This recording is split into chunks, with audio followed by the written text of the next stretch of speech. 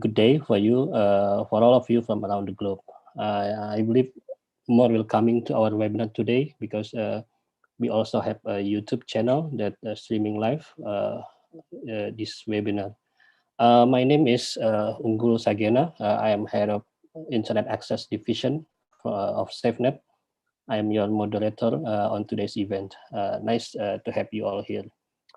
Also, I want to inform about our house rules today to make sure that we have a comfortable session that we can enjoy and focus on without unnecessary issues.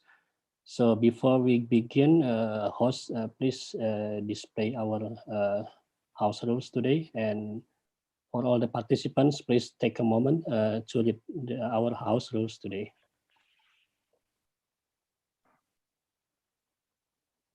Can you display the house rules again, host?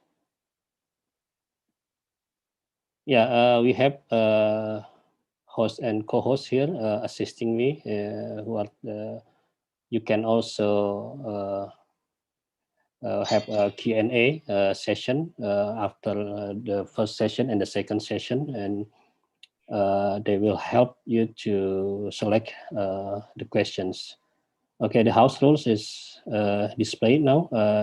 First, turn off your microphone, and also we would like you to use your rename with your real name and organization, and also we will have attendance list which will be shared in the chat room, and also write your questions during the speaker session and send it to a chat message to Q&A host. So you can start to ask any question and send it to Q&A host. This webinar will be recorded and also stream online, stream in YouTube channel. You can find SAFEnet YouTube channel, and then you can participate from that platform also. Okay. Yeah, I'm more than happy to moderate this webinar. I see that all of our speakers are here. Hello to Felicia, and just say hello, greetings from Accra in the chat box, and also some and other speakers. I want to inform all the participants here first about our webinar. This webinar is organized by ASEAN Regional Coalition to stop digital dictatorship. Yeah, because as we might know that in Southeast Asia, many violations of digital rights, including like online freedom, online privacy, and access to information. We can say that now democracy in Southeast Asian countries is like being lost to authoritarianism. So this condition prompt CSOs to alliance and start a campaign. These CSOs are Manusia Foundation, ASEAN Burma, Cambodian Center for Human Rights, or CCHR, Institute for Policy Research and Advocacy, or ELSAM, PEN International, and Southeast Asia Freedom of Expression Network, or SAFEnet. We call on the governments in Southeast Asia to decriminalize defamation, adopt human-centered laws and policies, stop harassing activists and human rights defenders, and internet shutdowns, and restore democracy. So therefore this webinar is, we put a title as "Can we live without the internet? Internet shutdowns in Southeast Asia before and during the COVID-19 pandemic." So therefore this seminar is intended to get more like a comprehensive perspective on the internet shutdown. With this webinar, we seek to understand what is missing when the government implements an internet shutdown policy. We also will explore law, human rights, and democracy issues in pre and during pandemic as the impact of the internet shutdown policy. So we also hope that we could identify like any problems that may arise after the implementation of internet shutdown policy, especially the issue of health information during the COVID-19 pandemic. We also try to be informed about the technical measures by the government in implementing shutdown policy, and also the important things that we can share and discuss the experience among Southeast Asian countries, especially civil society organizations in combating internet shutdowns and advocating the right to access of information. So we have the second session to talk about these issues. So to achieve those objectives, we invited these speakers. Each of them is expert on their fields and had been involved in like national, regional, and global digital rights movement and supports. We have here Felicia Anthonio. How do you do, Felicia? She is a campaigner and keep it on lead at Access Now. Access Now is an international non-profit organization with a mission to extend and defend digital rights of users at risk. We have also Herlambang Wiratraman. He is academician from Faculty of Law, Airlangga University. He focused on human rights and law. We have Htaike Aung, Executive Director at MIDO, Myanmar ICT for Development Organization. Also, we have Alia Yofira, researcher at ELSAM, Institute for Policy Research and Advocacy, Indonesian-based civil society organization, and a member of Press Freedom Defender team. And as we have Ramakrishna Padmanabhan, he is a postdoc researcher at CAIDA, an academic research group based at the San Diego Supercomputer Center at the University of California, San Diego, USA. So the speakers will share their perspective, expert opinions, and also their experience in internet shutdown. Yeah, I see they are already here joining our webinar. I would like to welcome to you, to all speakers. How do you do all? How is everyone today? I hope everything is okay, right, with the connection and also the presentation material. So let me start. So we have two sessions. The first session, we will invite three speakers. Each of them will present about 10 minutes, and then we can continue to the Q&A session. So the first session, I will call Felicia first, and then Herlambang and Ramakrishna. Yeah. So that's the first session, and after the first session, we will have a Q&A sessions, and after the Q&A, we have the second session, and we will invite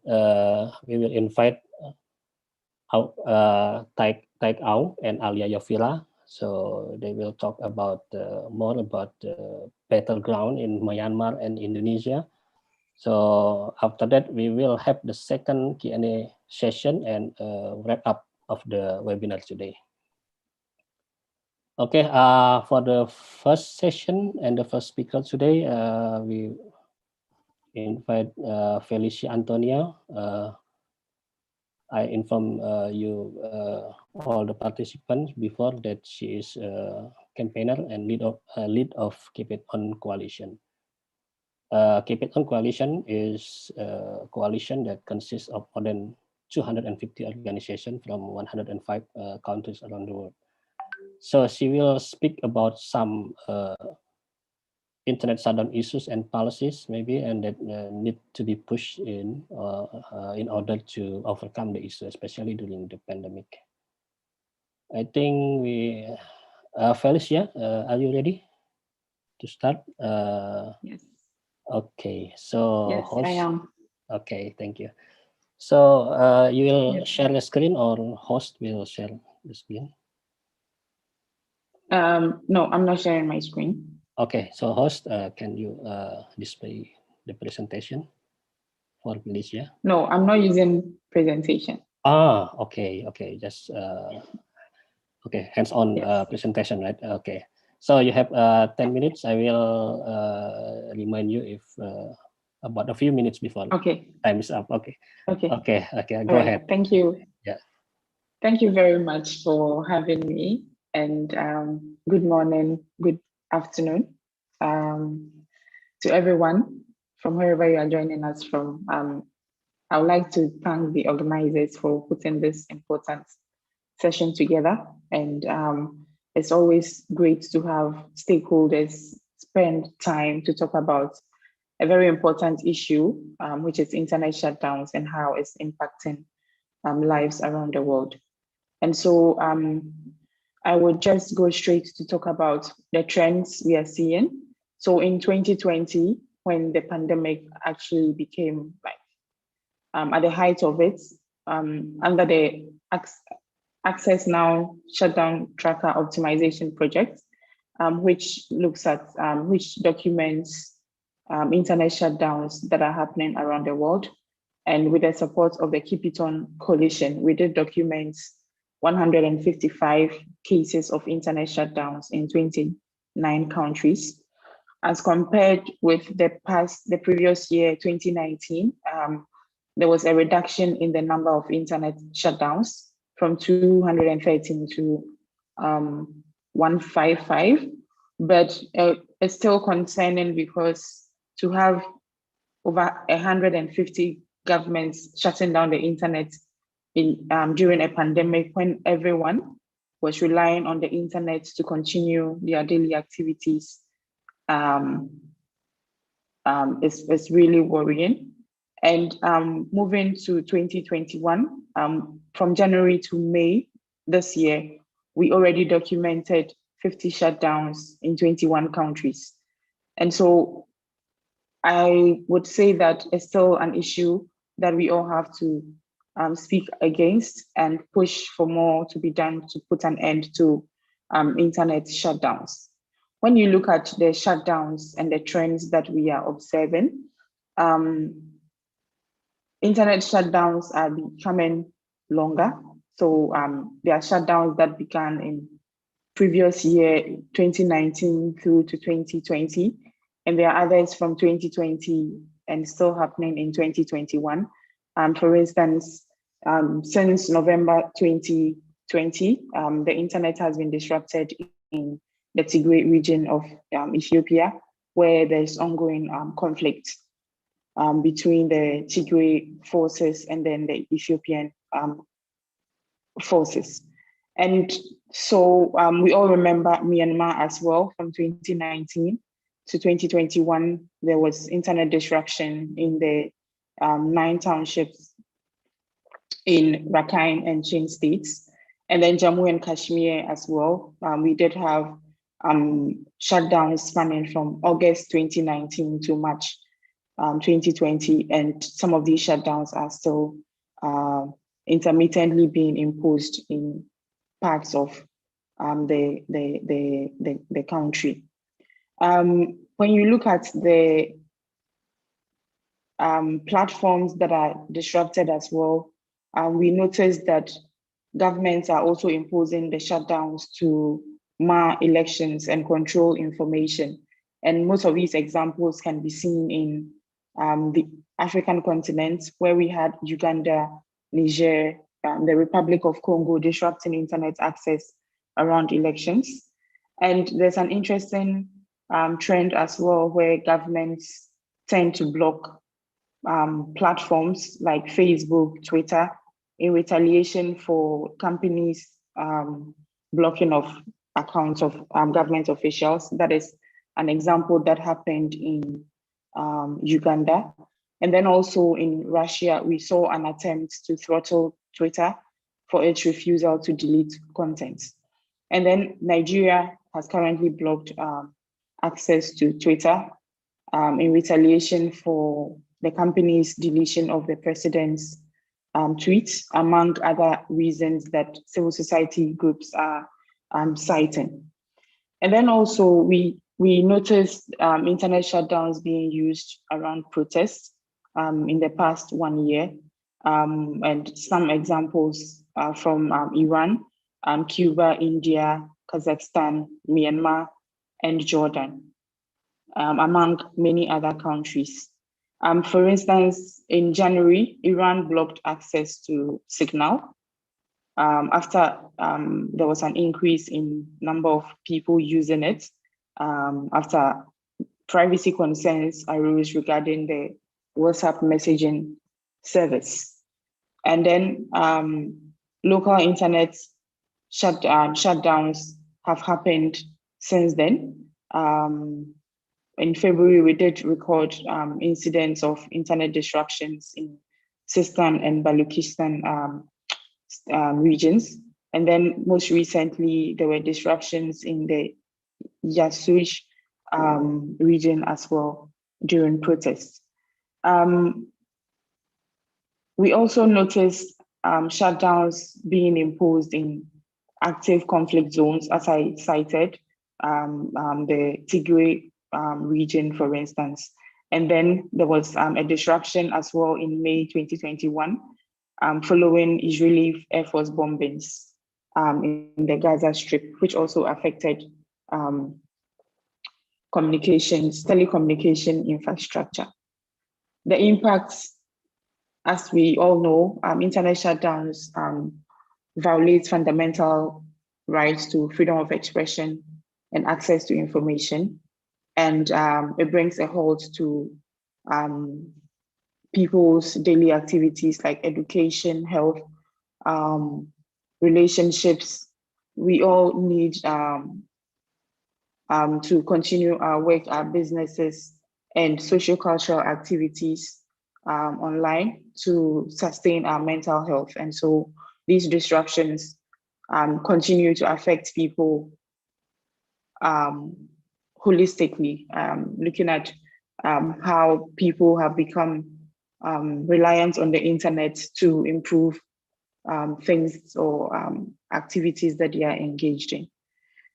I'll quickly talk about policies, and in doing this, I would like to reiterate the recommendations put forward by Clément Voulet, who is the UN Special Rapporteur on freedom of peaceful assembly and association, in his report, Ending Internet Shutdowns, A Pathway Forward, which was submitted at the 47th session of the Human Rights Council last month.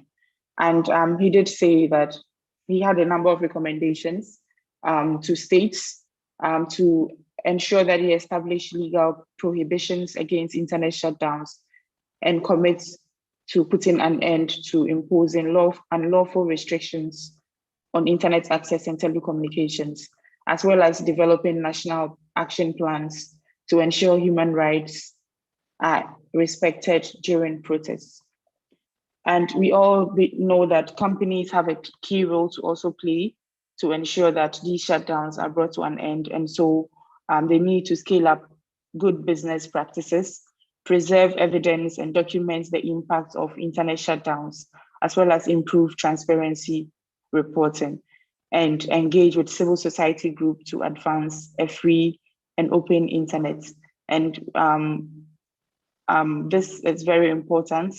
And we urge companies to also challenge shutdowns orders that they receive from authorities.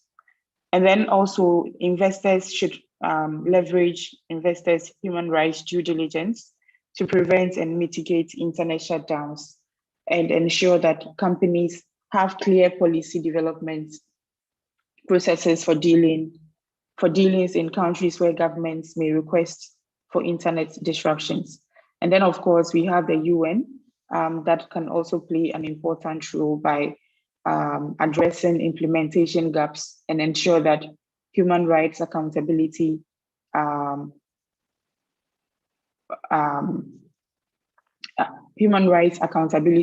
and coherence between the ITU norms and practices and human rights norms principles.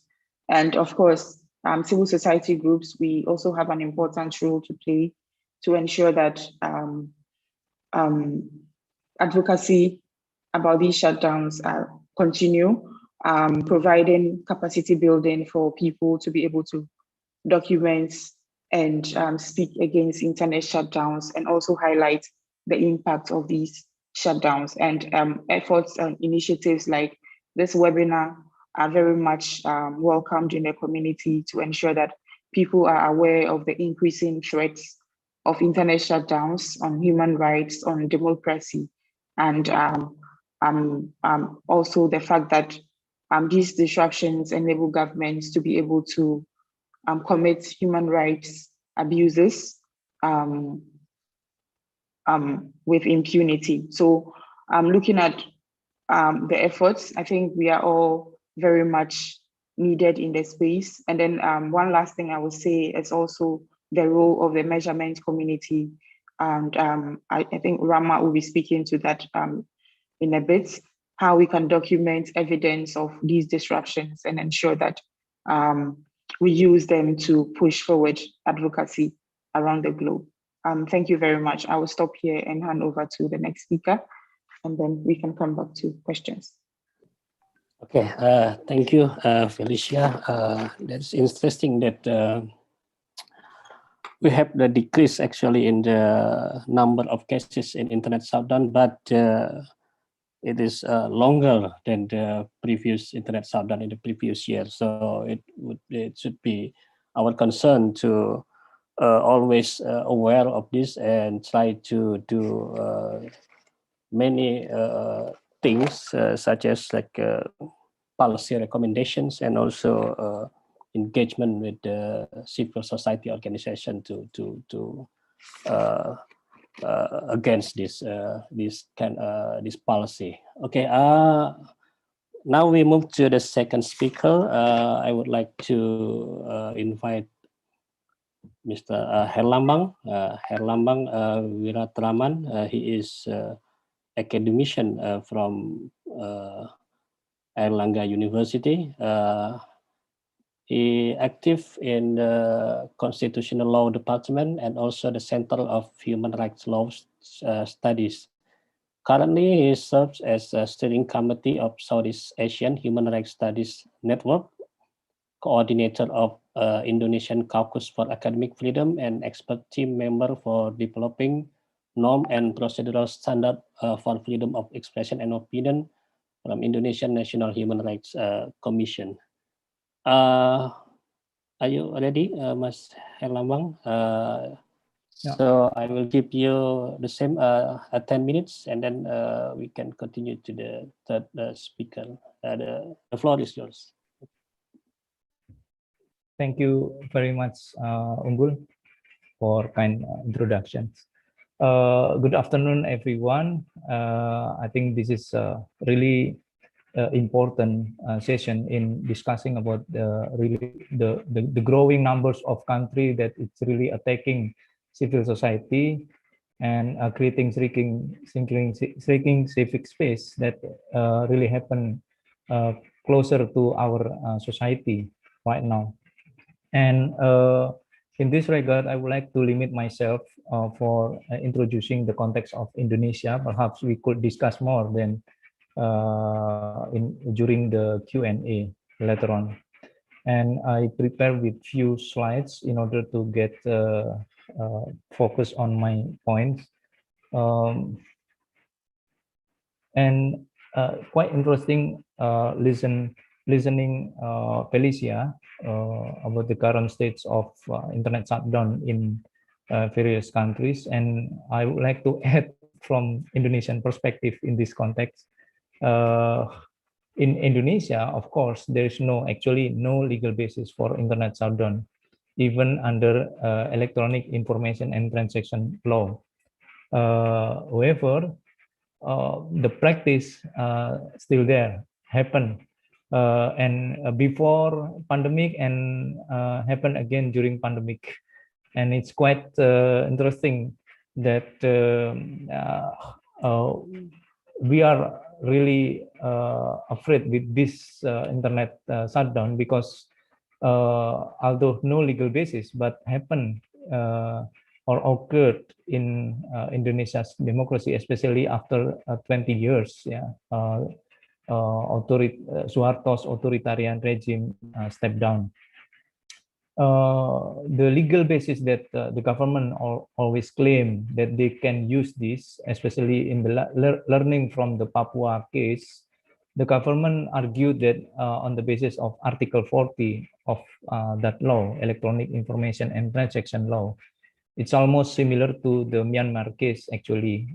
And based on that law, actually, the government has misused legal interpretation by using excessive reasoning, and the interpretation itself actually has been challenged by civil society, because the article only limits on content that violates the law. So not the government has no authority to shut or to stop or to end the internet access for the citizens. Only limits to the content that violates the law. And interestingly, learning from the Papua case, it also provides facts that the government, especially the Minister of Communication and Information, use not the law but press release as a form to declare internet shutdown in Papua. And it was really affecting to 29 cities in Papua and 13 cities in West Papua. And second, actually the practice of internet shutdown is not merely about Papua. Previously, there was also internet shutdown during the results of 2019 election results. And during pandemic, then continued in Papua again on the basis of SAFEnet records mentioned about the internet shutdown during July 2020, and also throttling during August, October, and December 2020. All of these happened in Papua. And what was the reasons actually to do internet shutdown? Based on their press release, the government argued that the first one, the spread of hoaxes that triggered the action. Actually, that actions was related to how the community in Papua, in response to racisms in Surabaya, in Java, and that was really an anti-racist movement in Papua. And second reason, based on that press release, to accelerate the restoration of the security and order situation in Indonesia and its surroundings. And the third one, the high distribution and transmissions of hoax, informations, false news, provocations, racist hate speech, and incitement. So of course, that these reasons can be a part of the authority of government to limit, but of course we have to be criticizing this, since the way to inform to the public about the hoaxes, informations, or false news and others, it's really limited informations. No specific institutions can be accountable for this. Hence, we really consider about the method or the mechanism to limit, because such internet shutdown affect to many economic, social, and cultural activities. However, interesting development provided by the judicial decisions, SAFEnet and also independent journalist associations sue the Minister of Communication and Information and President because of such internet shutdown in the Jakarta Administrative Court, and the result was the act of throttling and shutting down internet access in Papua and West Papua in August and September 2019 was declared as unlawful or against the law. So that was really a success story from the civil society in using the court decision in challenging the internet shutdown. and it was June 2020 during the pandemic. Nowadays, or in current situations, the SAFEnet and civil society groups also bring the case to the Constitutional Court, especially requiring to repeal such article, especially related to how to limit the government authority to apply the internet blocking, or how to get the constitutional interpretation for that. The point is, when we discuss about the internet shutdown in Indonesia, till present, we have numbers of issues that we really need to concern or to promote the human rights perspective or human rights standards in order to handle this issue. The first one, actually, and very fundamental one, since I have mentioned no legitimate aim for internet shutdown and internet right as human rights, it's clear. However, the government never heard civil society organizations and human rights coalition, indeed, especially dealing with the standard. Recently, the Indonesian government, especially after the presidents of Jokowi asked to revise the law in order to accommodate many protests, since many criminalizations against the critics, and after asking to revise the law, but really unfortunate, the minister just changed the law, not change the law, but providing the guidelines in order to interpret the law. And hence, actually, we rejected such guidelines, since many human rights issues behind that not handled by the government in proper way. And therefore, actually, National Human Rights Commission also provide the importance issue to promote the human rights standard in that law. And second, no independent authority, especially for monitoring the internet governance. Therefore, such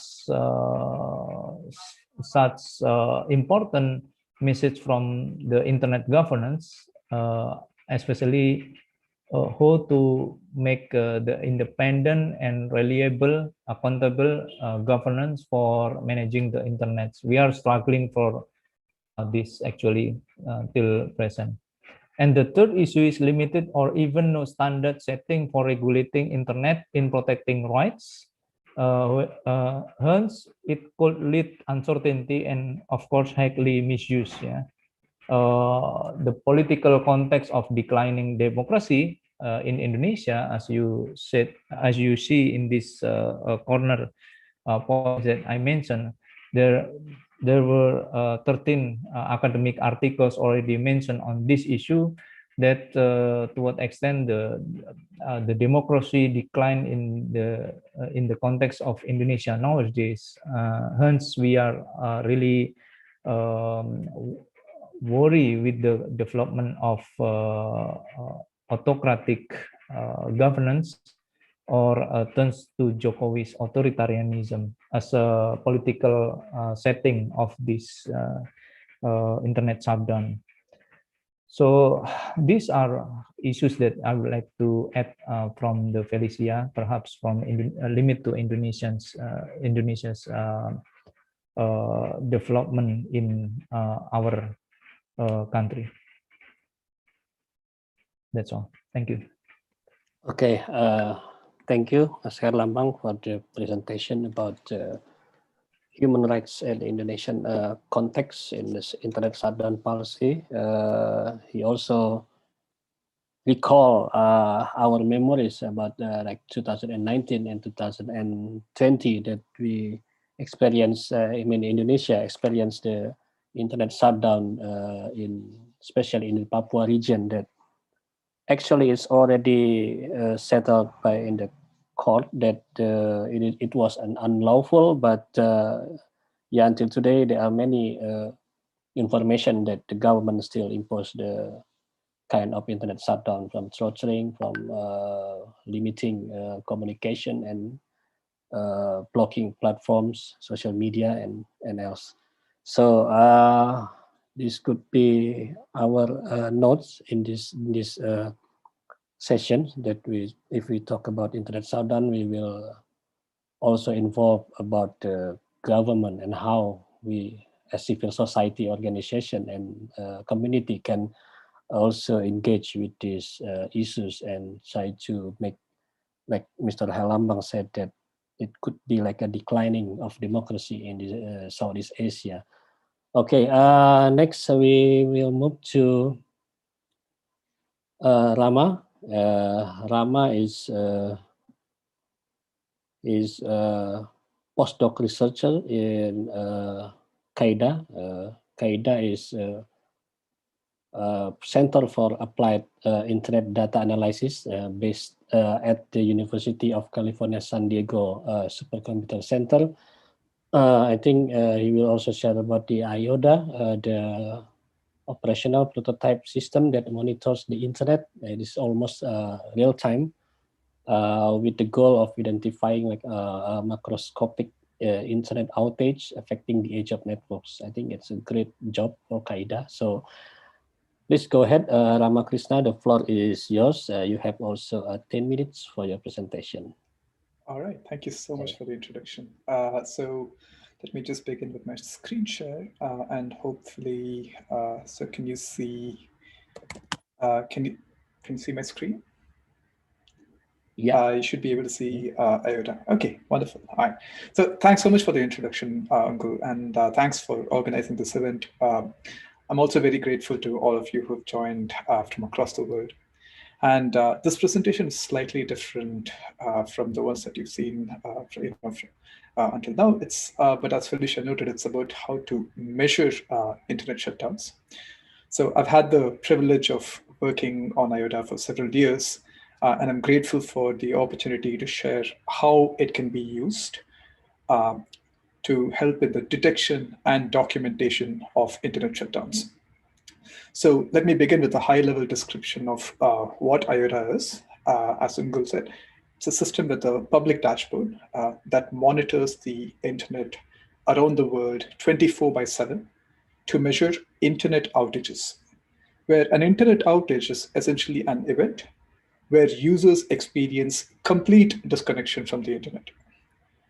I'd like to emphasize here that I'm not talking about partial shutdowns where users are unable to access specific websites, such as maybe Twitter or Wikipedia, but where they are able to access other websites. And one would use a tool like Uni to look at such instances of website or social media blocking. But IODA is focused upon these full internet connectivity shutdowns, such as the nightly shutdowns that occurred in Myanmar earlier this year, or in Iran in November of 2019, where a significant portion of the users in the country have no internet connectivity at all. So a really useful feature about IODA is that its dashboard is open to the public, so anybody can use it to dig into internet outages. And I'll do a demo of IODA by going over one case study of internet connectivity shutdown episode. I'll be covering internet outages that affected Myanmar earlier this year. As you know, in February and March, Myanmar experienced a series of internet outages in the wake of after the military coup. So we'll take a look at how these outages appear in IODA's signals. So the way to go to IODA is to go to ioda.caida.org, which takes us to this web page. And so to give you a little bit of background on how IODA was developed, back in 2011, researchers from CAIDA had studied large internet shutdown events in Egypt and Libya during the Arab Spring. And at that point, it took us several months to obtain all the data and crunch through them and complete the investigation. But in the time since, we've been able to build a system that is capable of monitoring the internet 24/7 and detects internet outages due to a variety of causes. And it does this monitoring for countries subnational regions, and networks from around the world and in near real time. What's more, its data is available publicly. So let's begin by visiting the dashboard. And the dashboard, by default, shows internet outages during the last 24 hours. So it's also possible to choose a different time range using the buttons over here. Now, over here, you see the world map. It shows potential outages in the last 24 hours by highlighting the affected countries in shades ranging from blue to red. Now, the more red the shade, the more severe the outage, according to the algorithm that IOTA uses under the hood. And in the table to the right, you can see the alert feed. This is a list of potential outages that are ordered by their severity. Now, in addition to the country-level outages, IOTA also detects regional outages that affect specific regions of the world. So sometimes an outage may not affect an entire country, but may affect a specific region of the country. So think about the shutdown that affected the state of Jammu and Kashmir in India. When viewing the entire country of India, we couldn't see the outage, but the outage was visible when focusing within Jammu and Kashmir. So these kinds of regional outages are displayed over here. And IOTA also detects outages at the network level or at the AS or autonomous system granularity. And this view displays networks that have ongoing outages within the specified time range. Now, recall that I wanted to show you Myanmar. So to search for Myanmar, you can go here and search for the country that you want, and that pops up a list. And I'm going to click on Go. And let's look at a few days in early February and January. That's when the coup occurred, to see the IOTA signals for that time. So let me go here and choose, say, January 27th, and say a couple of weeks, so February 10th. And so that's going to show us the IOTA signals during this time range. And if you recall, the coup itself occurred on the 1st of February. And then after the coup, there were some reports of internet outages in the weekend after the coup as protests occurred. And we see that there were indeed drops in these time series on February 1st and February 6th. And if you hover your mouse over these graphs, like I'm currently doing, it tells you that, okay, during, on Jan 31st, so the times are all in UTC, as you can see over here. So on Jan 31st at around 8 p.m. or 9 p.m., that's when the outage occurred, the first outage occurred. Now, you see that there are three different signals over here. So IOTA uses three complementary data sources for outage detection. The active probing data source represents ping response data from networks all around the world. So we continuously ping millions of networks on the internet from machines under our control. And intuitively, networks that are responding to our pings have working internet connectivity. But if several networks in a country suddenly stop responding to our pings, that could be because an outage occurred. Now, the BGP data source, so by double-clicking on the data source, you can see which data source. The BGP data source represents global routing information that internet routers exchange with other routers. Internet packets from one part reach other parts by going through several routers along the way. And these routers are continuously communicating with each other on what the best routes are to various destinations using an internet protocol called BGP. So by monitoring BGP communication, IOTA assesses when there is a significant reduction in the number of destinations that can be reached within a country, and then detects a potential outage in BGP. Now, the last signal is the darknet traffic. And the first thing I'll note is that the darknet has nothing to do with the dark web. And internally, we even call this a different name. We call it internet background radiation. Now, this traffic represents liveness traffic that is often from actual user machines. This background noise traffic comes from millions of machines worldwide and is often a result of these machines being infected by malware or misconfigured in some other way. So thanks to infrastructure at CAIDA, we're able to see a portion of this traffic. And this traffic is able to give us a liveness signal that is collected from user machines.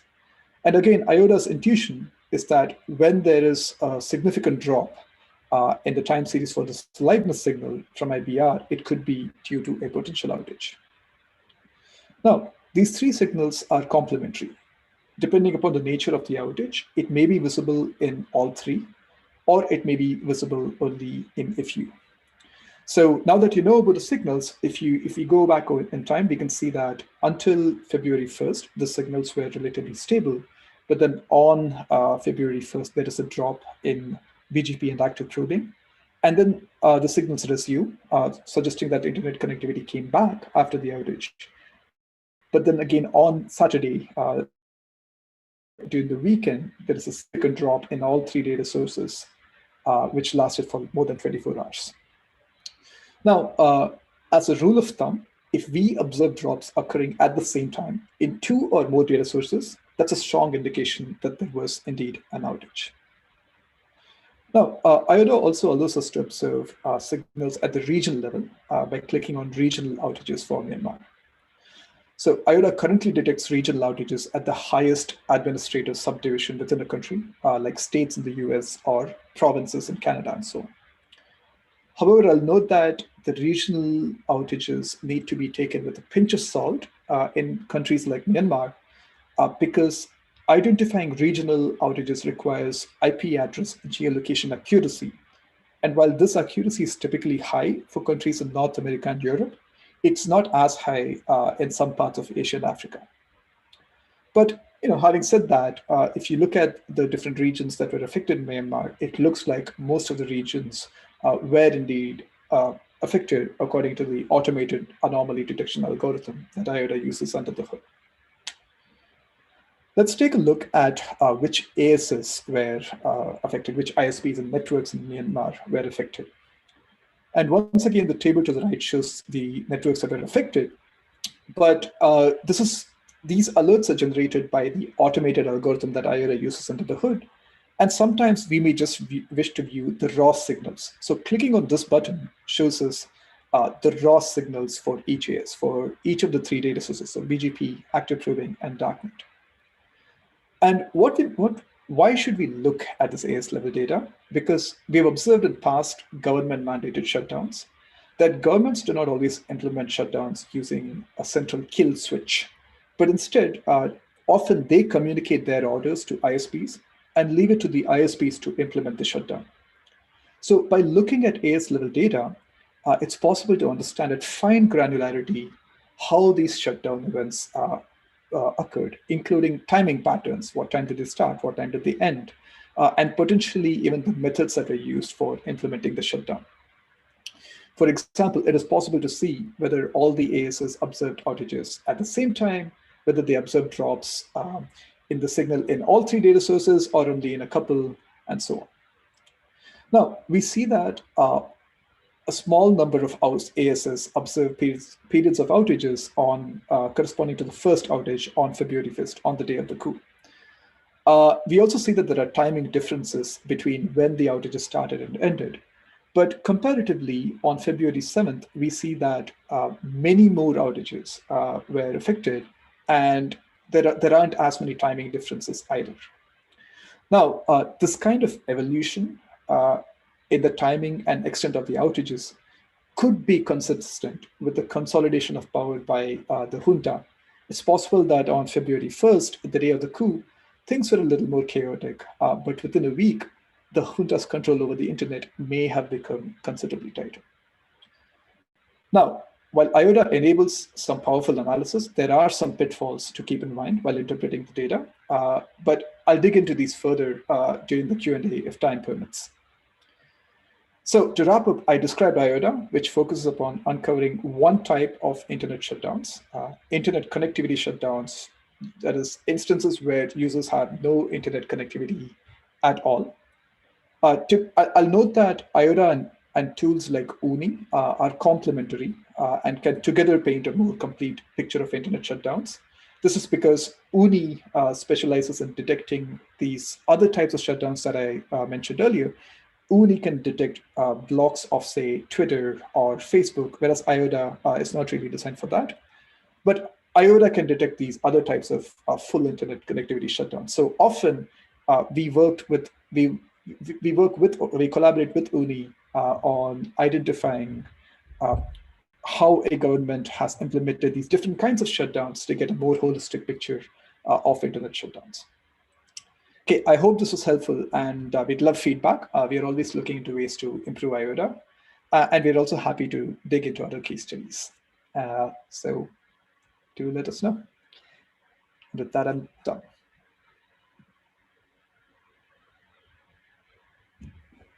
Okay, thank you, Rama, for the presentation. I think this is also important to have this such tools like this. So I hope that the information, especially about IOTA, is I think it's very useful for our activities and campaigns in preserving digital rights. And also, you can also access IOTA dashboard and using the tools to check the internet outage in relatively any parts of the world and from any parts of the world. So this is because it's internet based, right? So now we all have the first session speakers, and thank you for your insightful presentations to the speakers. And to make it efficient, we have to move to the Q&A session. So I think we have like 15 minutes. So I'm now asking the Q&A host to collect the question if there are any questions there.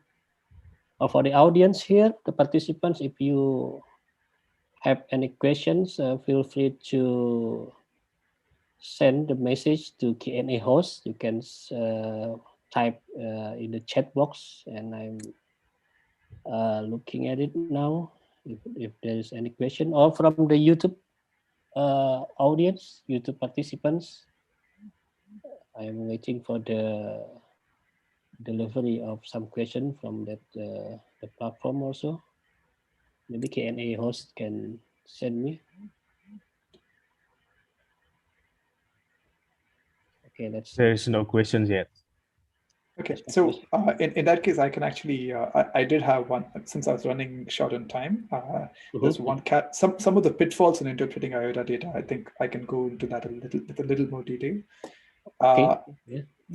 The first one is just that IOTA detects internet outages, which are a superset of outages that could be caused due to, say, shutdowns, but it could also be because of just power outages. Or so, for example, in Venezuela in March, there was a really large power outage that affected almost the entire country.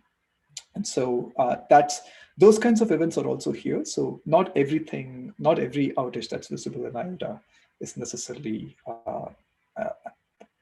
an internet connectivity shutdown. So that's one pitfall just to keep in mind while interpreting the IOTA data.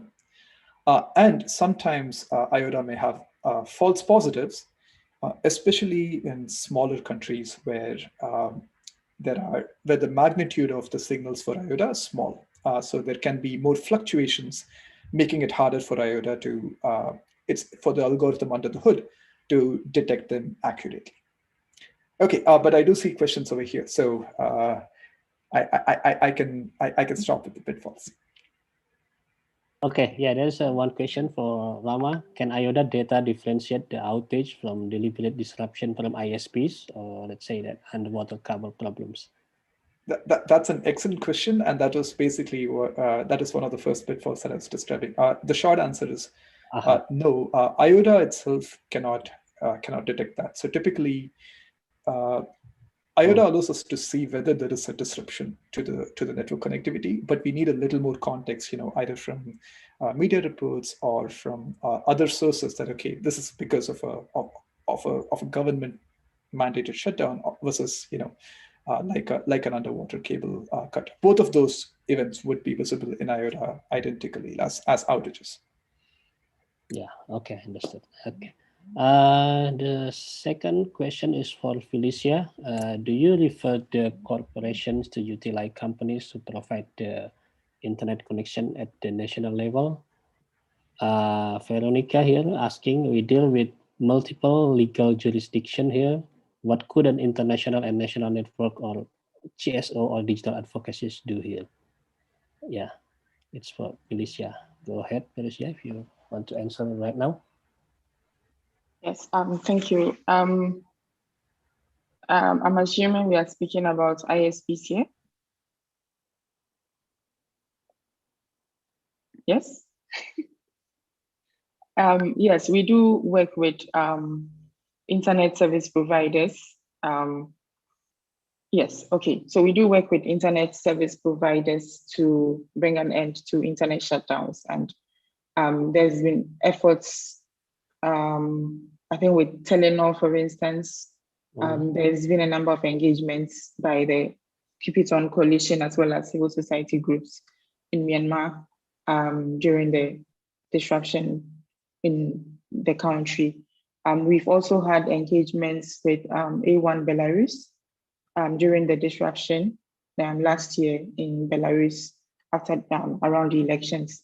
So I think internet service providers play a very crucial role, as I said in the beginning, and it's important for us to continue to engage them. And I think we should go beyond the issue of transparency to asking them to actually push back in implementing the shutdown orders that they receive. So it's an area that we are really working hard to get more action from telcos and internet service providers in putting an end to internet shutdowns. Veronica, I hope I answered your question. Yeah, Veronica. Okay. Yeah, I think that's important because we have also moved on to the transparency things, because to impose the internet shutdown, we have to have the transparency and the time, and then the legal reasons and like that. So we also have to engage with the private sectors, because like ISP is from the private sector, so they have to have like a understanding and also like a moral, and it's a moral also for rejecting the request for the internet shutdown for the government without any like transparency or legal reasons, valid reasons. Also from we have a question of Rama again. How do you differentiate between the outage that are shut down and those that are from natural reasons? Yeah. Okay. Yeah. I was just typing the answer here because I mean that had been Alia's question as well. So it's no, but I think it's a very good and important question. So IOTA currently does not do this on its own, but it's so typically we rely upon additional context that you can get from other sources, and that's how since this dashboard is public, anybody can go and use it, but they should also similarly use it mainly for detecting the outage, but use other sources to know that the outage is not, say, due to a cable cut or due to a thunderstorm or tornado and so on. So okay, third question from to Herlambang. I wonder what legal reforms or advocacy for digital rights are needed, considering in many cases, such as like in Papua, the government used the KUHP, SARA, and treason charges. Maybe you can answer that, Mas Herlambang. Yeah, thank you.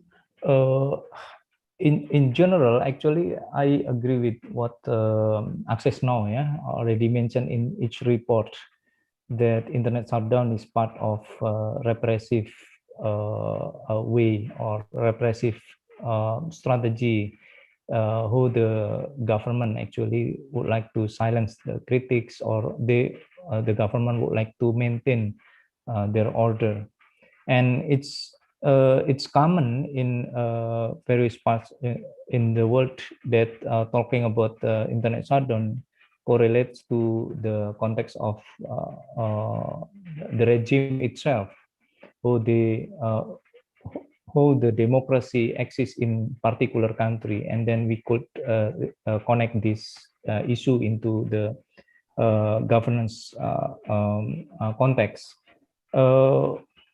In response to this, actually, I would like to first talking about how the digital advocacy or legal reform in this context, in particular issues, especially in Indonesia.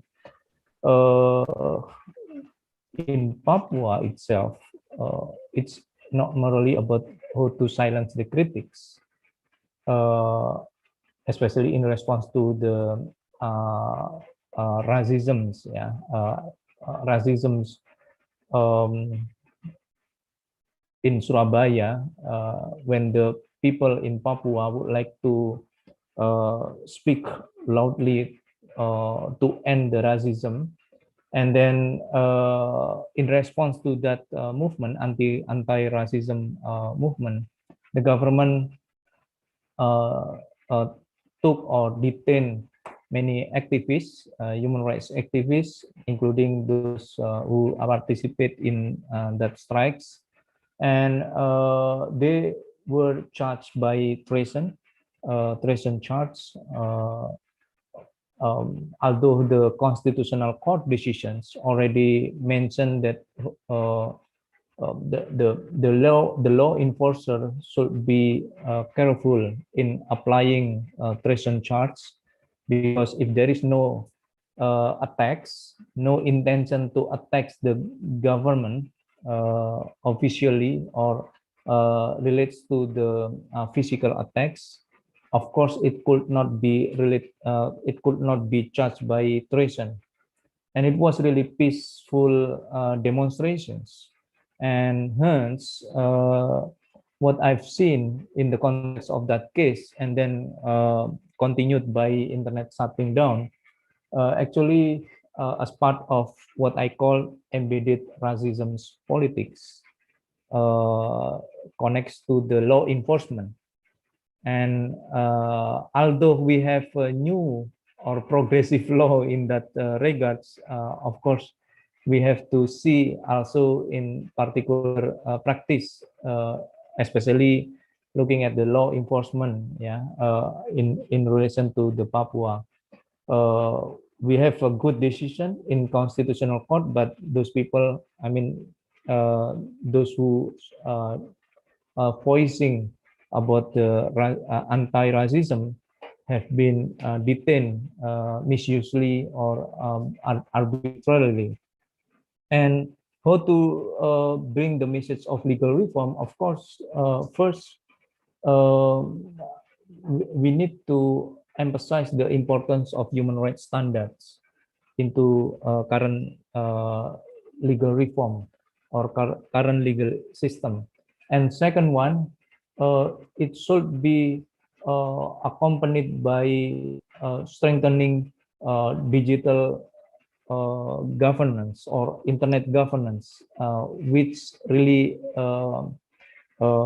accountable and also independent from the states, because in the future it will be a very vital or fundamental institutions who can control the information, who can manage the data and many others. Therefore, standards and also institutions are main or fundamental issues in strengthening the digital rights in this country. So that's my short message on legal reform. Thank you.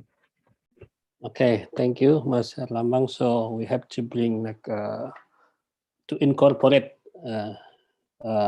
human rights standards to the legal reform, and also that is important that in the future the internet governance is very important, because who control the information is very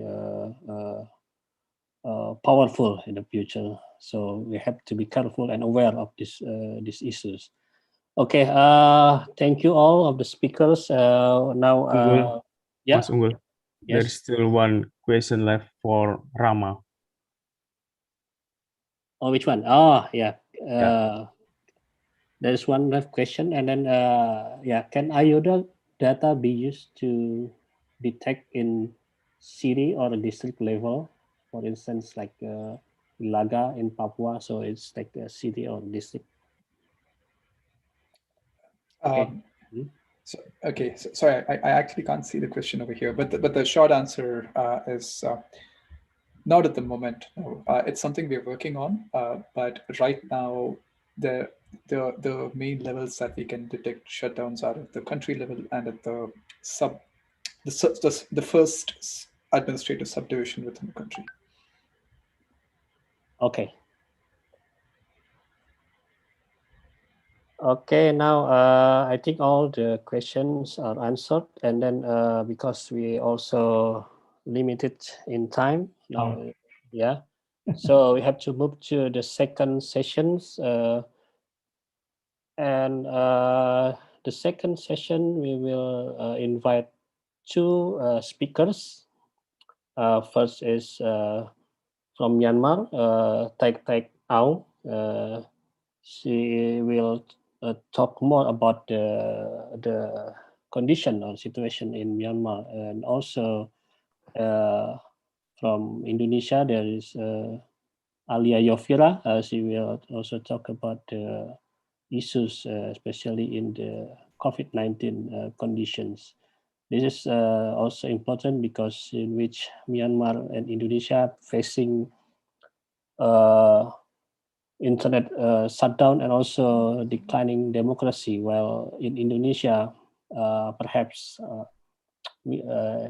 Indonesian can say that they have the democracy, but the digital is authoritarianism. But in Myanmar, both of them is very safer now. So I will introduce first Htaike Aung. She is Executive Director at MIDO. It is Myanmar ICT for Development Organization. MIDO has developed digital security initiatives such as monitors online hate speech and develops counter speech, and also has produced handbooks on an online peace mobilization system and social media verification guidelines. Yeah, Htaike Aung is our first speaker. Are you ready, Htaike? Yeah, so the time is yours. You have 10 minutes of your presentation. Please go ahead. Yes, thank you very much, Unggul, and thank you very much for inviting me to be this panel. And it's also very good to see familiar names and friends in the participants as well. So, in the case of Myanmar, what we are dealing with is actually two extreme and unfortunate situations. One is the coup and the violent oppression by the military junta. And at the same time, currently, Myanmar is also experiencing one of the worst COVID outbreak as the health system is falling apart. And then we are actually seeing a lot of COVID cases,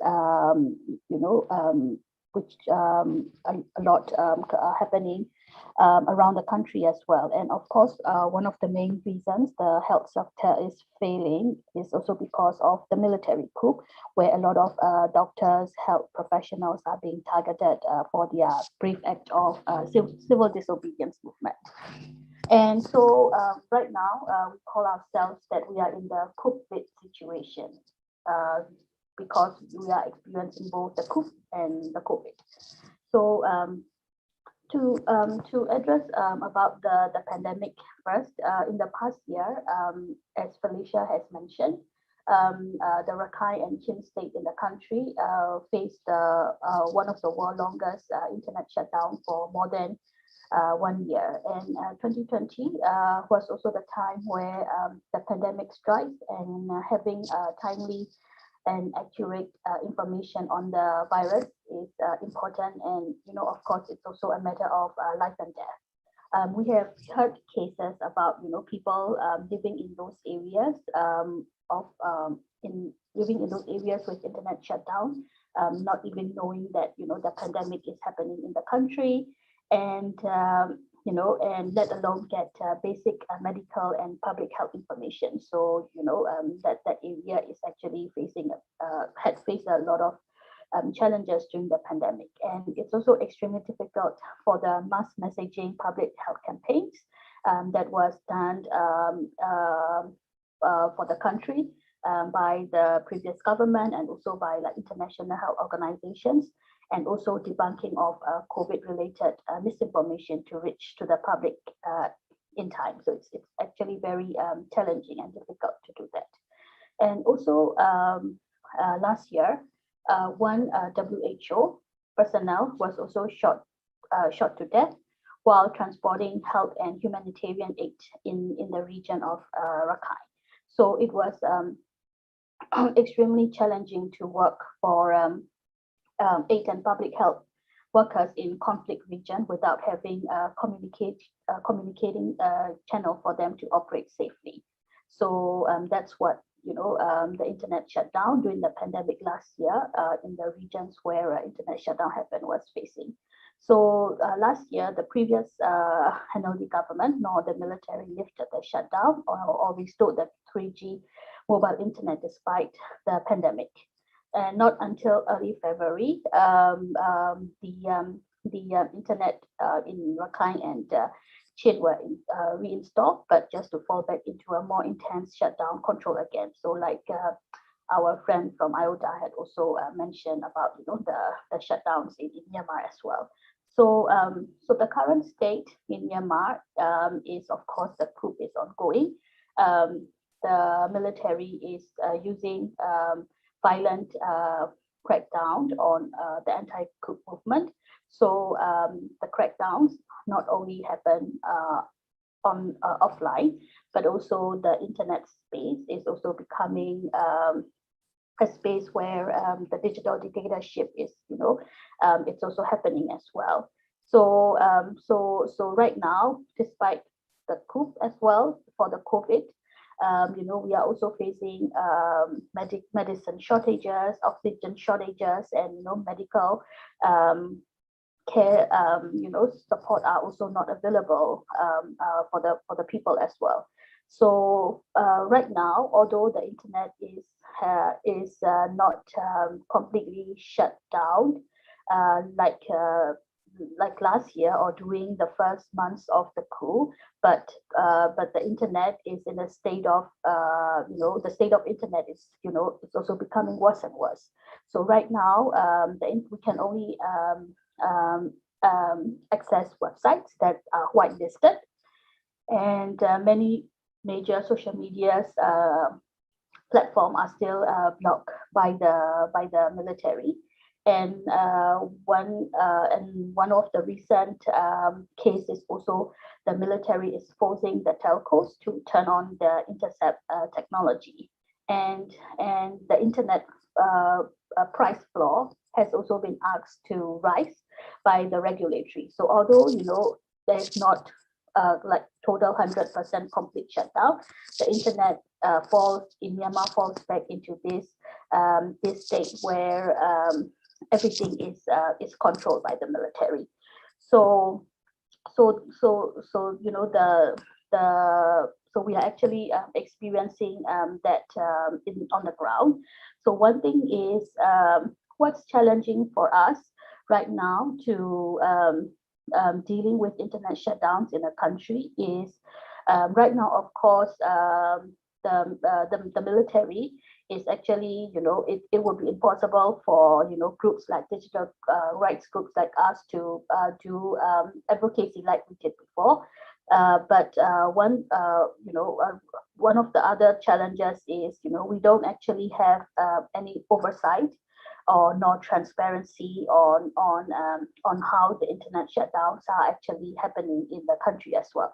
So one thing is, when I say without the oversight, the law, the Telecom Act in Myanmar allows the military or the regulatory or any ministries in the government to shut down or partially shut down the internet without any oversight. That means it doesn't have to go through any court orders. So they can just request the telecoms or the ISPs to do the shutdown. In case what they were mentioned in the law is they can do that whenever there's an emergency situation arises, and if the decision is beat the public interest, right? So that is actually very big. So that, you know, not having like proper oversight is also very challenging for us, and I think it is also extremely hard for us to challenge the decision over court, like what was being done in Indonesia, like the strategic litigation, you know, cases and such. So you know, not having oversight is one challenge we had, and another one is the transparency. So we also don't have transparency on how the shutdowns were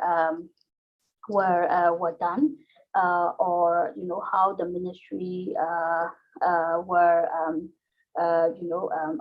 asking the telcos to, you know, to do that. Like for instance, we don't know how long will these shutdowns are actually asked to do to the telecom operators. In terms of websites blocking as well, we don't know exactly, you know, what websites are being blocked. We don't know for what reasons, and we don't know for what long, and we don't know is there an appeal process that we can, you know, follow up with that. So we don't actually know from any official sources about that. The regulatory or the ministry don't actually disclose this kind of information. So the only way that we know about the shutdowns, the data, is of course from running UNI, you know, looking at net blogs, and also, you know, tools like IODA will are actually very useful in that case, but we still lack transparency from the regulatory, and also transparency from the internet service provider as well, because so far in Myanmar, as of last year, you know, only Telenor was announcing that, you know, they were ordered to do shutdowns, but of course, you know, in those announcements, that there wasn't a detailed information of how long, or, you know, in case of websites, which websites were to be blocked, and so on and so forth. This lack of transparency was and is also a very challenging thing for us as well. And another challenge that used to be a challenge was the public awareness and settlement towards the internet shutdown, because during the 1 year 1 year long of internet shutdown in Rakhine and Chin state, of course there are groups who are always you know, against it, advocating for opening up, but then there are also the public who believes in the justification that, you know, the internet in those areas should be shut down, because, you know, because it's a conflict-prone area, and, you know, people might be it might be more harmful to get to, you know, in case misinformation spread on these areas. So there are still people who believe in this. There are a lot of people who still believe in this justification of that. But right now, after the whole country had experienced the internet shutdown because of the coup, it's like the whole country had a crash course on digital rights issue. So right now, we can see that the public have much more awareness in and on you know, why internet shutdown shouldn't be implemented in you know, in countries. So right now it used to be a challenge, but right now the public sentiment awareness is actually becoming to much more of a positive state. So in case of these shutdowns, so what can the international organizations or international bodies do? So one of the most important thing is we actually need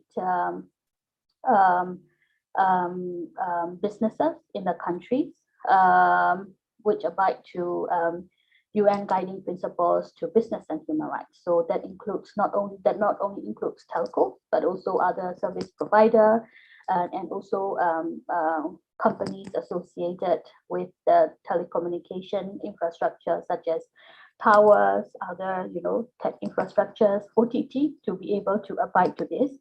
So this is actually very important, and it should be pressured from organizations like UN and OECD to the countries that has been investing in the country, in Myanmar, in this issue. So that's also important. Another one is alternative infrastructure. So, you know, we need to look at whether in case of total internet shutdowns, in case of, anything happens, what are the alternative infrastructure that, we can actually use in terms of this COVID and conflict and everything.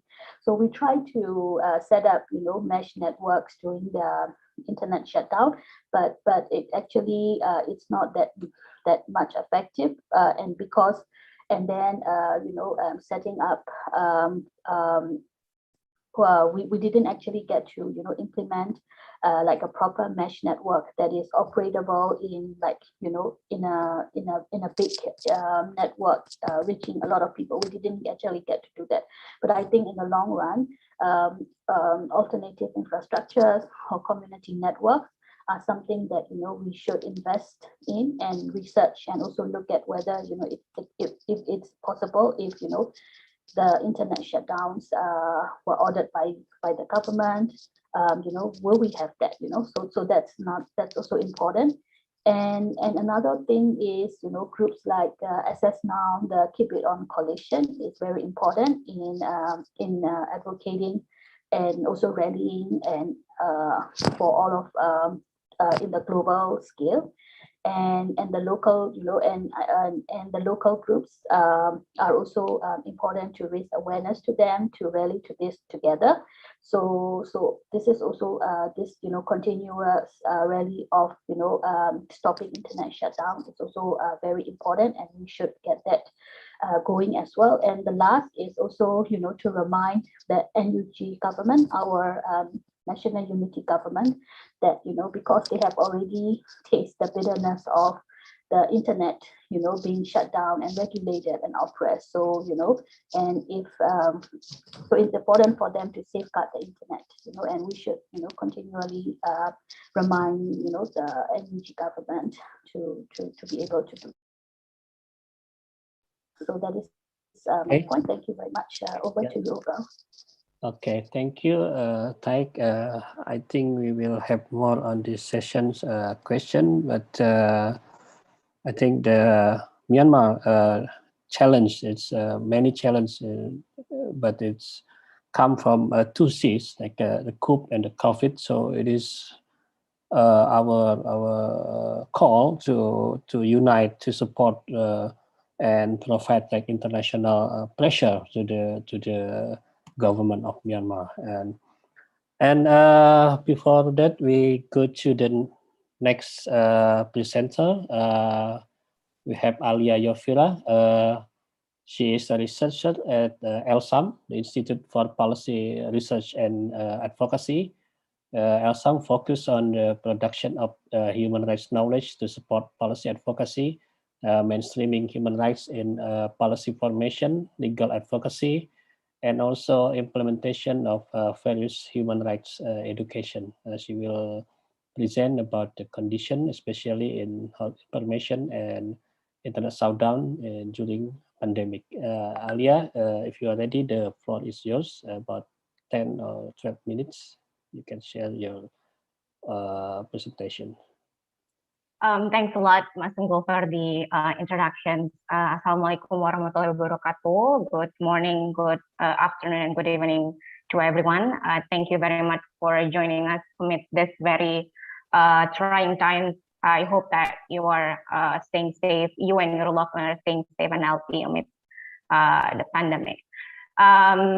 Today, I will be sharing a little bit more about internet shutdowns in Indonesia, and my presentation actually overlaps a lot with the already comprehensive explanations earlier by Pak Herlambang. So I will add on his explanations while maybe skipping some parts of the presentation. Okay, now I will start the discussion today by saying that internet is an enabler of human rights. And I think several speakers earlier already underlined this by saying that it facilitates or enables our rights, especially freedom of expressions and other social, economic, cultural rights, such as the right to education and right to health. And I will elaborate more on Indonesian's context. For instance, while internet and social media in particular has been playing an important role on social mobilizations and organizing peaceful demonstrations on public interest. I would cite the Reformasi di Korupsi movement back on 2019 September, if I'm not mistaken, about the highly critical new criminal code that was discussed in the House of the Parliament. So the role is that the access of the internet facilitates people organizing and actually exchanging information about safe and first aid information during the protest areas, as well as exchanging about the material that was critical in the new criminal code, for example. And of course, beyond the social mobilizations, now the internet is because we have the pandemic COVID-19 happening around the world, including Indonesia, of course. We are increasingly seeing that internet is cited as the new social determinants of health. It affects our right to health because more health services or vaccination programs are heavily relying on digital communications and internet. And the next one, this also has been elaborated by Pak Herlambang earlier about two major events of internet shutdowns in Indonesia on 2019. The first one would be the left picture is actually the mass demonstrations because of the presidential results dispute back in May 2019. And the right picture is actually about the internet shutdowns that happened in August 2019 in Papua due to mass demonstrations about anti-racist that happened in Surabaya in August 2019. But what we are seeing is that the point that I would like to underline is that those two internet shutdowns are overlaps or coincides with the events that are politically sensitive in nature, which is elections and protests, for example. And we're seeing that the internet shutdowns has been weaponized as the go-to move by the Indonesian government, the third largest democracy, that want to control the flow of information. And this is actually set a bad precedent for Indonesia. And the impacts are obviously damaging because we are seeing that it affects freedom of press, freedom of expression, while it's being used to stifle dissent. And it also comes at a very high economic cost because in Papua, for instance, we are seeing that a lot of people whose jobs are heavily relying on internet connections and digital communications are suffering from income loss or profit loss. For example, online drivers from the ride-hailing applications that is really happening in Indonesia, as well as e-commerce sector are heavily impacted as a result of the internet shutdowns in Papua. And it has also disrupted public service delivery, especially healthcare, because our national health insurance, or we call it BPJS Kesehatan in Indonesia, heavily relied on internet in registration process, for example, and so on.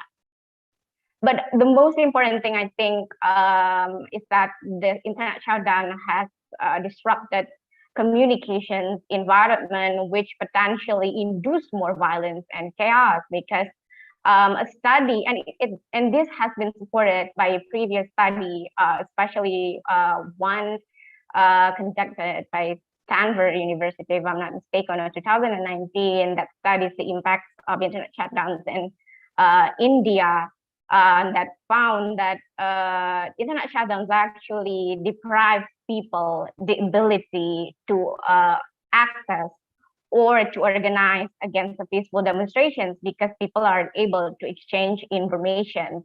And this is worrying because it is part of our human rights and duly protected under freedom of assembly under international human rights law. And the next one, I will explain a little bit more on the internet shutdown case. This is also has been elaborated earlier by Pak Herlambang earlier, that the court, the landmark ruling by all female judges on the internet shutdowns actually gives us a shred of hope in the judicial system in Indonesia. And this is because this is perhaps the first ruling in Indonesian court that relies on international human rights standards like Human Rights Committee General Comment, for example, Syracuse Principles, Johannesburg Principles, to uphold the three-part test for assessing whether or not internet shutdowns violate human rights.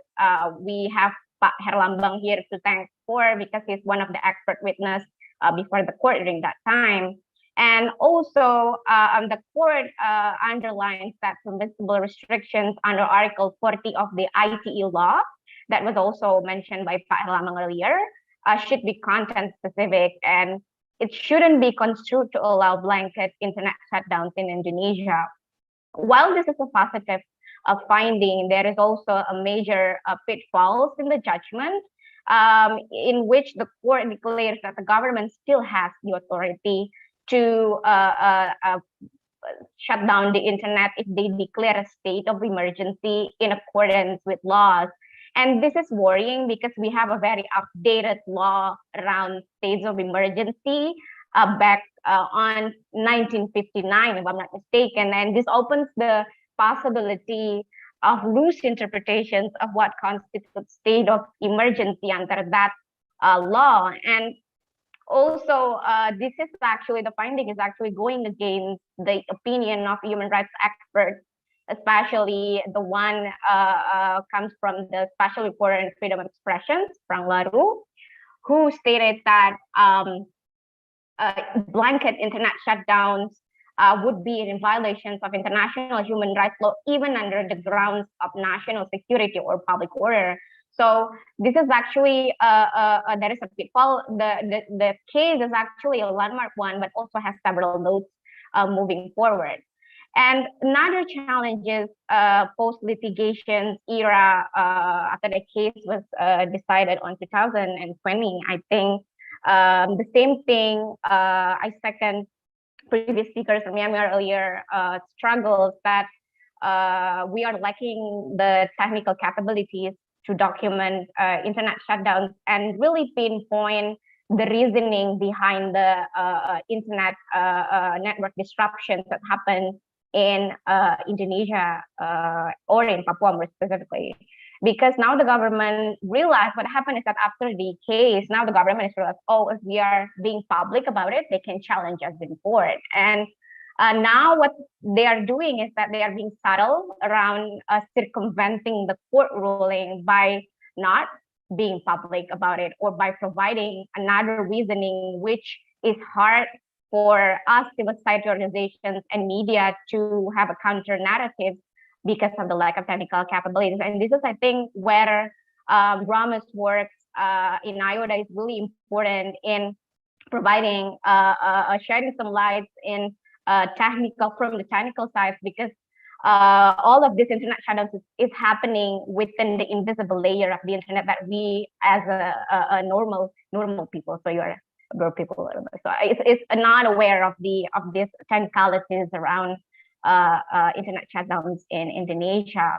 What we can see is that there is a pattern that correlates internet shutdowns and politically sensitive events that happen during the internet shutdowns. And this is what happened in Papua during the pandemic, because the internet access disruptions in Papua continues even during the pandemic COVID-19 in 2021. Pak Herlambang already elaborated earlier that the internet shutdowns continues in 2021, but I will update more on the events that happened 2021.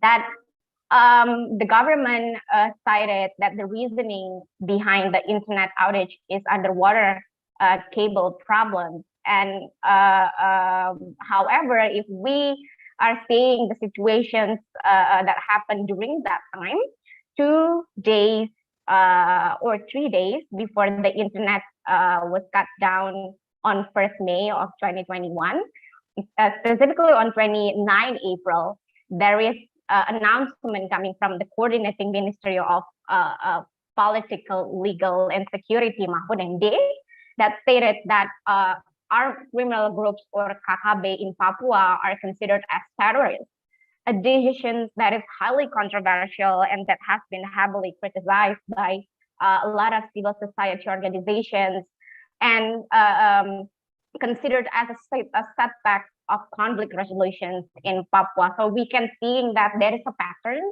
of the timing of the internet shutdowns that coincides with a politically sensitive event that leads to the concerns that this is actually deliberate and in a political act in nature. And I will now move on to the impact of the internet shutdowns during the pandemic. There are two pictures here, unfortunately still in Bahasa, and I will try to translate it. The first picture on the left is actually a news from CNN Indonesia, which informs the public that while the internet is cut down in Papua, health workers are really having difficulties in updating COVID-19 patients' data in Papua. And a little bit COVID updates on COVID-19 in Indonesia in general and in Papua specifically, the situation is worsening. We are seeing that receiving condolences messages daily from our friends and loved ones are sadly a new normal here. And we are in what government calls public activity restrictions level 4 currently, and they are updating it today, but it's not a lockdown, and it has been criticized as a way of the government avoiding responsibility to provide social assistance for its citizens. And the healthcare system is no different with what Myanmar is seeing. We are on the brink of collapsing. We are seeing the rise of confirmed cases, and the bed occupancy rate is also high. Most of the times we see people are lining up in the hospital, and emergency tents were setting up to support the hospital, and even worse, people are rejected for asking. There are no available rooms in the hospital anymore, and we are seeing that out of desperation, people are turning to social media to ask what can be done, where can we find oxygen supplies, for example, or ask where is the hospital that still have some room available. So we are saying that this is really crucial. The role of internet has been really crucial even in pandemic, and accessing life-saving information needs internet in this digital era. And we are seeing that this has been the challenge because the government itself has have been heavily relying on, let's say, the deliverance of health services through the digital means. For example, they are encouraging people to access the telemedicine because the hospital are no longer capable to handle the asymptomatic patients or patients with mild symptoms. And this is also, in addition to that, this is also actually a critic to government program that is not considering the even bigger and pressing problem in Indonesia, that is digital divide. And even we acknowledge that it's still hard to access the internet, we are seeing that the government is coming for that rare crumbs of internet access. And in Papua, the internet access is internet access disruptions happened for 2 weeks from 1st until 15 May 2021. Not only that the internet action has been cut off, but also mobile communications were cut off for a few days, especially for the people who use the state-owned internet service providers. And it has affected right to health because the health workers are unable to update the COVID-19 data, which is critical for crisis decision-making during the pandemic time. It also hampers the vaccination program in Papua, which has low vaccination rates until this date. And also recently, I would just like to cite that on July 22nd, Reuters reported that the bed occupancy rate in the capital city of Papua has reached 96%. which is worrying as well. And on top of that, we're also seeing that it has heavily affected the right to education of people in Papua, because due to the rise of the confirmed COVID cases in Jayapura, most public schools were switched to online learning.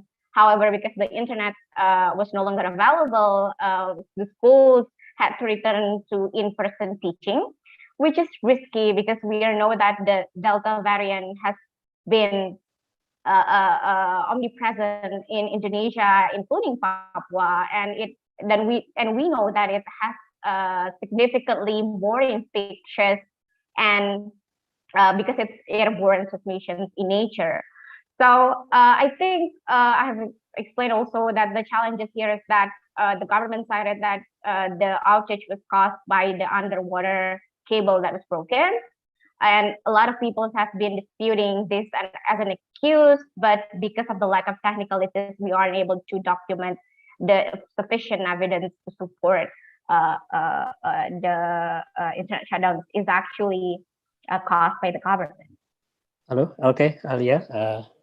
I think your time is up. Actually. Okay. Yeah. This is actually. Yeah.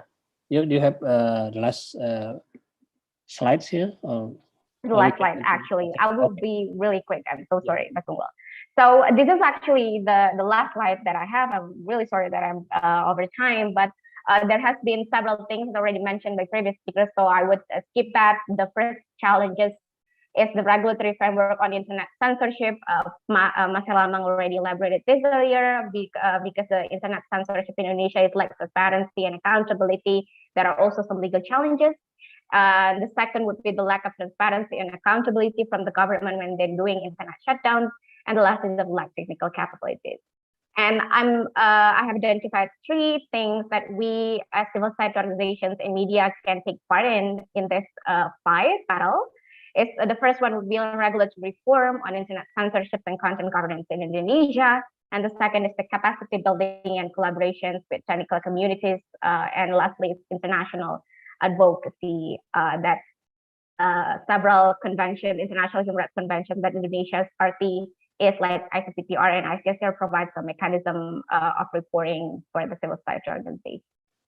And I would like to just quickly second several requirements from previous speakers from Myanmar, because I agree that investing in alternative infrastructure is also important and worthwhile for the civil society organizations and also for the media. And yeah, I think that's all from me, Mas Unggul. We will talk more on the Q&A session. Thank you very much. Okay. Thank you, Alia, for your comprehensive elaboration for the cases of internet shutdown in Indonesia, and also how this kind of shutdown barrier the community to access for their health, especially like a telemedicine, and also there are some that we need to have to reform our regulatory on the internet censorship and also content governance, and the need to capacity building and collaboration of technical communities, and also the help of international advocacy. Next, we have a Q&A session. We have 15 minutes. I see that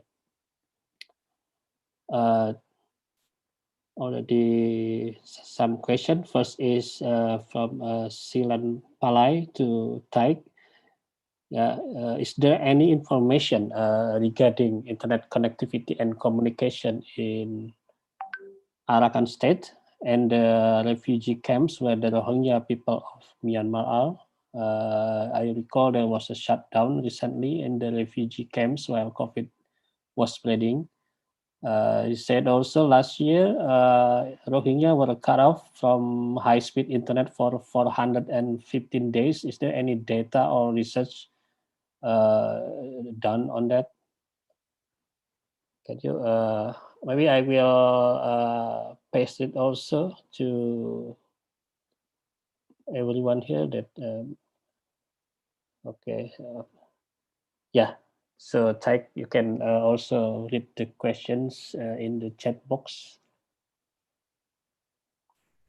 Okay. So yes, thank you for the questions, Ilan. And in regards to the Rakhine, the Arakan state, of course, it is one of the region that was that had experienced the prolonged internet shutdown as of last year, and then also following the coup, falls back into countrywide internet oppression again, and it is no doubt that they will be facing like internet disruptions from time to time. And then one important thing is also since as of last year, the regulatory the government has been putting up very stringent rules of SIM card registration. So particularly people who have not registered their SIM cards with ID cards, the names, and will be the SIM cards will stop working.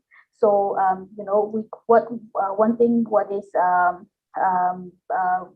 notable is that particularly people from the IDP camps, people living in the these Rakhine areas, and also particularly the Rohingya community will not be having ID cards, which will make them impossible to register for their SIMs, and thus losing the usage of the SIM card. So even without the internet disruptions, the internet shutdown, people without proper ID cards will be losing their access to the internet. So that was really important thing to note. And another one is as last year, the internet in the Rakhine and Chin were 2G internet were restored. So people were able to access to internet with 2G. That's what the government was mentioning. But in reality, when we did a little research, so we don't actually get to do a very comprehensive research, but we only get to do a small research in like several places, asking researchers some questions. We found out that in terms of accessing to websites, the 2G internet, it only like in more than 80% of the time, people were not able to connect even to very basic websites, and people were not able to use messenger services to send in pictures, sometimes text work, but it's unable to send pictures, it's unable to access to websites, email services, let alone of VoIP. So as of last year, it's actually impossible to do that, although they were provided with 2G internet. And at the same time, what we are seeing is people from those areas, they had to travel to quite dangerous places to actually have access to 3G internet. Like for instance, they have to climb to like nearby hills and mountains to get internet. They had to go sit by the highway to get the internet. So it's actually very dangerous way that people have to access internet in those areas as well. Yes, I hope I answer your question. There is also a question from Rama. You can also answer it. Yeah, about do we have like insight into what led the government to yeah. that? So one thing is so one of the first services that we opened up were the banking services, like online banking and this financial services that we use from the phone, from the internet, and also for the bank. So we were assumed that the stopping of reinstalling the nightly internet shutdowns is actually more of looking at from the business side rather than rather than the advocacy efforts. Of course, advocacy efforts from international pressure works, but mainly because looking at how they open up the internet. The process goes from opening up the financial services and then opening up services like the Microsoft services, the Google services. We can see that the internet shutdowns are also affecting the military and and the work and also the financial sectors as well. So this will be one of the main reasons that that it is being opened up. So we can see that they're trying as much as they can to try to stop it. So for instance, the whitelisting has been done because they actually can figure out but more control over how they will regulate it. Okay. Any other question? Question to Alia. I think Alia has already answered it in the chat box. Yeah. Any other question? We have 5 minutes left. Yes, Mas Unggul. There is one question actually from the first session from Prakash. Okay. I will paste it. You can read it right away. No, I will paste it in everyone chat. Okay. So this question is for whom? I think it's for Pak Herlambang, maybe. About the litigation of cases against telco.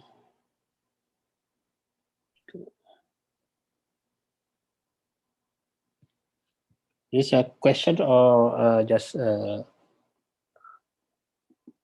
thought or opinion or something like that?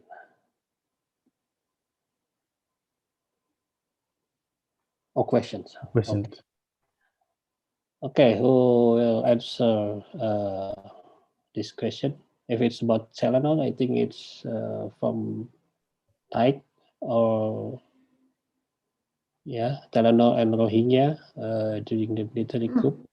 Yeah, I think I can add, I can answer that, and Felicia SS now can also follow up with that because I know SS now is also, working on one open letter to, addressing the global Telenor group.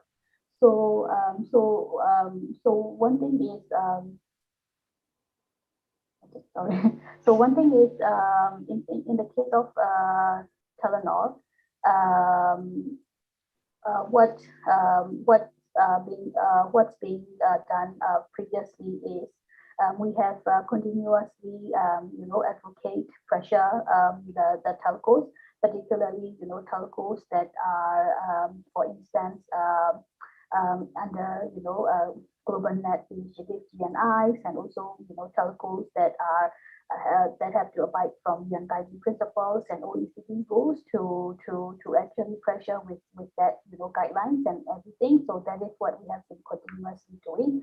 And then at the other hand, right now Telenor has actually sold off their business to the Lebanon owned M1 group, which has a reputation of operating in countries under dictatorship, and also which has ties to the military from the UN from the records of the UN fact-finding mission. So one thing is we are really extremely concerned about that fact as well. So as civil societies and also as local and global, we have urged the Telenor group to reconsider the sale. But on the side of business, we don't know actually how that would be effective or efficient, or even if that's possible. But we have called for Telenor to reconsider the sale and also to do risk mitigation, not just for the company side, but also for the user side of Myanmar as well. Because the sale that Telenor has done to the M1 Lebanon group is really a very swift decision, where they actually give discounted price to the business in the country, which is actually having profit. So it looks like groups like Telenor are actually don't want to, pressure to run in, in countries like Myanmar and trying to, move away from here. But at the same time, it's important that, risks for the users and, also all these considerations has to be done correctly on the Telenor side as well. So yes, I hope I answer the question. So maybe Felicia, would you like to add a bit on that? Yeah, yes, go ahead. Thank you, Htaike. You've responded to it very well. I just want to also add that I think litigation is becoming a tool that most groups are using to fight internet shutdowns. And we see civil society groups in Nigeria, for instance, taking the government to the ECOWAS courts for blocking Twitter. There were also efforts in Eswatini, that is formerly of Swaziland, to contest the disruptions that happened during protests. And I think MTN was part of, they filed a case against MTN for implementing the internet shutdown. But progress has been slow, and we are yet to get more information about how that case is moving. And I think that is a very good angle. And I think another incident where a telco has been challenged for a shutdown happened in Sudan, when an individual took Zain to court for disrupting the internet, and his internet access was restored. And then later on, the overall internet was restored in the country. So those are the examples I can cite with regards to your question. Okay. I think we are now reaching our end of this webinar. We have about 5 minutes, and for that, before I wrap up this webinar, I would like to request like a quick, not more than 1 minute closing statement from each of the speakers. I think it is enough for us to have this session wrapped. First of all, okay, I would like to hear first from Felicia, and then Herlambang, and then Rama, then Htaike, and the last one is Alia. Please, Felicia.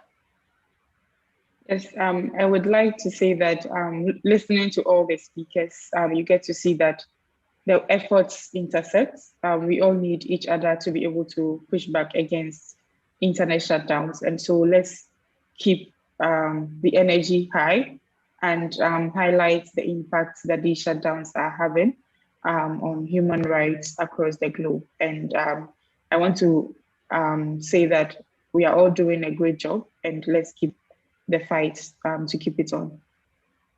Okay. Next, Mas Herlambang. Yeah, since the problem of internet shutdown is not merely about digital issues, but it is also about the context of politics, economic, and also democracy in general. And hence, I really hope that this will be sort of like a strategy and effective networking hand in hand to build a very meaningful coalitions, especially to stop digital dictatorship, yeah, and expanding not merely about the free expressions, but also, for instance, like making coalition with those who are in campus, like academic freedom issues, because they are also part of the victim, and also making coalition with now in pandemic situations with those who are working with the in managing the pandemics, like doctor, medical, and others, because they are as Alia mentioned, they are also a victim because of the internet shutdown. Thank you. Okay, thank you. Rama, now it's your turn. I think Felicia and Herlambang, they summed it up well. Really, thanks for it is really useful to see the different perspectives here from from advocacy people, from measurement people, from the legal perspective. And yes, I think in order to combat shutdowns, all of us need to come together and use these diverse perspectives. So often, even just in measurement, like one of the things that we found is that we need various different lenses to be able to just measure and identify that a shutdown has occurred. But it goes much beyond that. It goes, after measuring, then there are the advocacy efforts and all the other, the finding the legal basis for and fighting them on legal grounds. There are so many different people who need to come together, and I think this just hearing all their voices was really beneficial for me. Okay, thank you. Okay, Htaike. Yes, so I second all of the comments by the other speakers. And another thing is evidence-based advocacy is extremely important. So that's where tools like, IODA, ONI are really important for advocacy groups like us. So, we have, good data that can back up our arguments and challenges to particularly governments and also private sectors as well. Also, another note is in speaking of private sectors, in countries like Myanmar, where the current regime is oppressive, it is important that we have private sectors that are championing on behalf of us and together with us in terms of fighting for against internet shutdown. So the role of private sector and also the role of pressuring private sector is also important as well. And the last thing is looking at new kinds of infrastructure available that could be available in case of emergencies, conflicts, and right now pandemic. If internet shutdowns happen, we don't actually have like scalable alternative infrastructure yet. So we should try to also look at what are some of those alternative infrastructure that don't actually falls into the jurisdiction of oppressive governments, where people can try to access. So that is also one thing that I think that's important as well. Thank you. Okay, thank you. Like the last Alia. Thank you, Mas Unggul, because I'm the last person to say something about this webinar, so I'm going to summarize this up by saying that kicking people off from the internet is actually not only has the government has deprived or violated the freedom of expression of people living in that area, but also our rights to receive information about what's happening there. And therefore, the internet shutdown should be seen as an even bigger and pressing threat, that is the attack of freedom of expression as a vital pillar of a democracy, and for the Indonesian context, the third largest democracy in the world. And also the COVID-19 situation has been amplifying that effect and negative impact, and establish a very strong nexus between internet and right to health, and therefore it might have a life and death consequences. So collaborations is indeed urgently needed. And I hope that this discussion does not end in this webinar and we can collaborate further on. Thank you, Mas Unggul, over to you. Yeah, okay. Thank you all. Me as a moderator, on behalf of the organizer, we are very thankful for your active participations for all participants here. And for all speakers, I also very thankful to have you all here and share your thoughts and experience about internet shutdown. I hope that everyone here got the message and act accordingly and as we expected. On behalf of the organizer, I hope to see you all again for the next webinars. Together, we will build a better society, better democracy, and of course, the fulfillment of the digital rights and a good life and a good state. I'm officially close this webinar. Thank you all and have a nice day, everyone. Thank you. Thank you. Thank you, Felicia, Rama, Herlambang. Thank you, everyone. Thank you, Rama. Thank you, Herlambang, Alia, Felicia, Thank you and very much. Htaike. Thank you all. Ya, Mas Nomor. Makasih.